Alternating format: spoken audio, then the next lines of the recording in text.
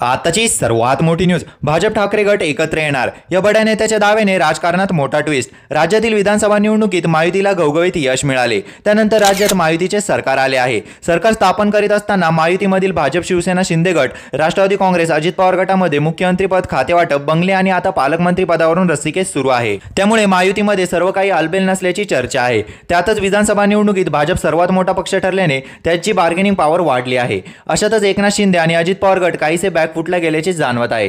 त्यातच आता भाजप आणि ठाकरे गटात जवळीक वाढत असल्याची चर्चा सुरू झाली आहे। याला कारणीभूत ठरत आहे उद्धव ठाकरेंच्या लाडक्या आमदारांचे ट्विट। राज्यात 2.5 वर्षापूर्वी शिवसेनेत उभी फूट पडल्यानंतर भाजप व ठाकरे गटात आडवा विस्तव जात नव्हता। मात्र गेल्या काही दिवसांपासूनच राज्यातील विधानसभा निवडणुकीत महायुतीने मोठ्या फरकाने विजय मिळवल्यानंतर राज्याच्या राजकारणाचे कूस बदलल्याचे दिसत आहे। त्यामुळे राज्यातील राजकारण बदलण्याचे संकेत मिळत आहेत। मुख्यमंत्री देवेंद्र फडणवीस यांचे कौतुक सामन्यातून झाल्यानंतर हा राजकारणातील बदल सर्वांना जाणवत आहे। निवडणुकीनंतर ठाकरे गटाचे मिलिंद नार्वेकर भाजप सोबत जवळीक वाढवताना दिसत आहे। त्यातच आता राज्यात तुटलेली युती जोड अभियान राबवत असल्याची चर्चा जोरात आहे। काही दिवसांपूर्वी त्यांनी मुख्यमंत्री झाल्याबद्दल फडणवीसांना शुभेच्छा दिल्या होत्या। यानंतर 28 नोव्हेंबरला पोलीस महासंचालक रश्मी शुक्ला यांचं अभिनंदन केलं। फडणवीसांनी सीएम पदाची शपथ घेतल्यानंतरही त्यांनी भरभरून शुभेच्छा दिल्या। एवढंच नव्हे तर अलीकडचे वाल्मिक कराडने आत्मसमर्पण केल्यानंतर मिलिंद नार्वेकर यांनी फडणवीसांचे अभिनंदन केले।